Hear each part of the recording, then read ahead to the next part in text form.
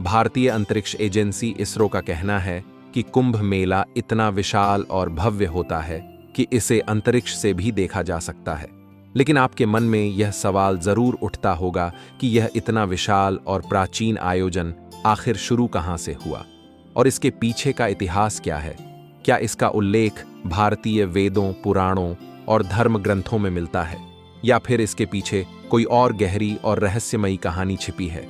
और सबसे रोचक बात यह है कि कुंभ के शाही स्नान का पहला अधिकार केवल नागा साधुओं को क्यों दिया जाता है, जबकि अन्य साधु संतों को उनके बाद स्नान करने का अवसर मिलता है।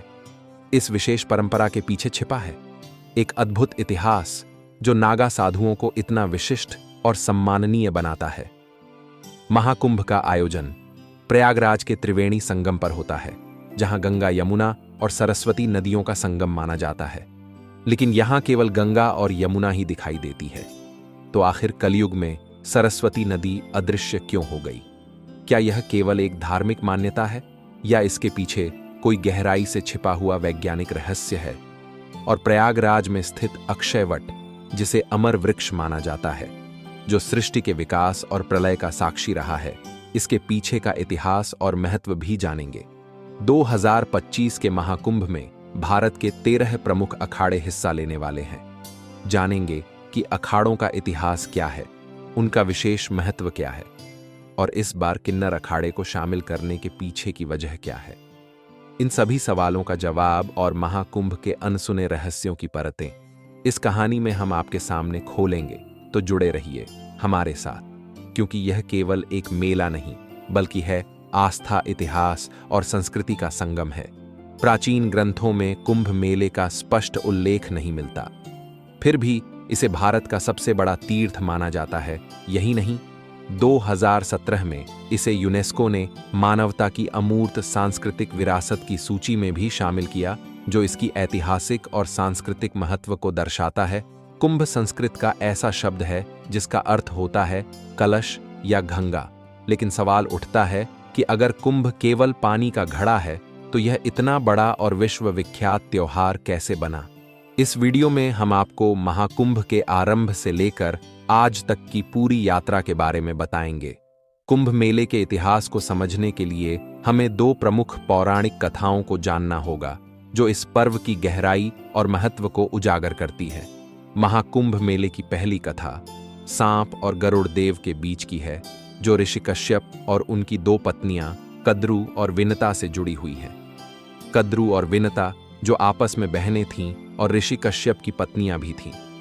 एक दिन कद्रू ने ऋषि कश्यप से वरदान मांगा कि उसे 1000 विषैले और शक्तिशाली पुत्र चाहिए। ऋषि कश्यप ने तथास्तु कहा और कद्रू को 1000 अंडे प्राप्त हुए। यह देखकर विनता ने भी वरदान मांगा कि भले ही उसके पुत्र संख्या में कम हो, लेकिन वे कद्रू के पुत्रों से अधिक शक्तिशाली हो। कश्यप ने उन्हें भी तथास्तु कहा और भिन्नता को 2 बड़े अंडे प्राप्त हुए। समय बीतने के साथ कद्रू के 1000 अंडे फूट गए और उनमें से सांप उत्पन्न हुए, जिन्हें सर्पों की मां माना गया। दूसरी ओर विनता के अंडे नहीं फूट रहे थे और अधीरता में उन्होंने एक अंडा समय से पहले फोड़ दिया। उसमें से एक अधूरा जीव निकला, जिसका शरीर कमर तक ही विकसित था। वह गुस्से में बोला, मां, आपने मेरे साथ यह अन्याय किया, लेकिन कृपया दूसरे अंडे के साथ ऐसा मत कीजिएगा। वह जीव उड़ गया और उसका नाम अरुण रखा गया। आगे चलकर वह सूर्यदेव का साथी बना। एक दिन कद्रू और विनता ने सूर्यदेव के सफेद घोड़े को देखकर शर्त लगाई। विनता ने कहा कि यह घोड़ा पूरी तरह सफेद है, जबकि कद्रू ने कहा कि उसकी पूंछ काली है। यह शर्त प्रतिष्ठा पर आ गई और तय हुआ कि जो भी हार जाएगा उसे दासी बनना पड़ेगा। कद्रू ने अपने नाग पुत्रों से कहा कि वे सूक्ष्म रूप धारण कर घोड़े की पूंछ से चिपक जाएं ताकि वह काली दिखाई दे। नागों ने ऐसा ही किया और कद्रू शर्त जीत गई। विनता को हार मानकर दासी बनना पड़ा। कुछ समय बाद विनता के दूसरे अंडे से एक शक्तिशाली प्राणी निकला, जिसका चेहरा गरुड़ पक्षी जैसा था और शरीर मनुष्य जैसा था।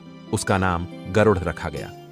जब गरुड़ ने देखा कि उसकी मां विनता को कद्रू और उनके 1000 सांप पुत्रों ने मिलकर दासी बना चुकी है, तो उसने अपनी मां को मुक्त कराने का संकल्प लिया। गरुड़ ने सांपों से विनता को मुक्त करने का उपाय पूछा, सांपों ने कहा, अगर तुम वैकुंठ से अमृत कलश लाकर हमें दे दो तो हम तुम्हारी मां को मुक्त कर देंगे। गरुड़ ने यह शर्त मान ली। वैकुंठ धाम पहुंचकर गरुड़ ने अमृत कलश प्राप्त किया। देवताओं ने उन्हें रोकने की कोशिश की, लेकिन गरुड़ अपनी अद्वितीय शक्ति के बल पर सफल रहे। विष्णु जी ने गरुड़ को रोका और उनसे पूछा, तुम इस कलश को क्यों ले जा रहे हो, जबकि इस अमृत को तुम खुद ग्रहण नहीं कर रहे हो? गरुड़ ने अपनी मां को मुक्त कराने की व्यथा सुनाई। विष्णु जी ने गरुड़ से कहा, अगर मैं तुम्हें यह कलश ले जाने दूं तो तुम हमेशा के लिए मेरे वाहन बनोगे। गरुड़ ने इस शर्त को स्वीकार कर लिया। गरुड़ ने अमृत कलश सर्पों के पास पहुंचाया, लेकिन विष्णु जी ने अपनी मायावी शक्ति से अमृत कलश को वहां से गायब कर दिया।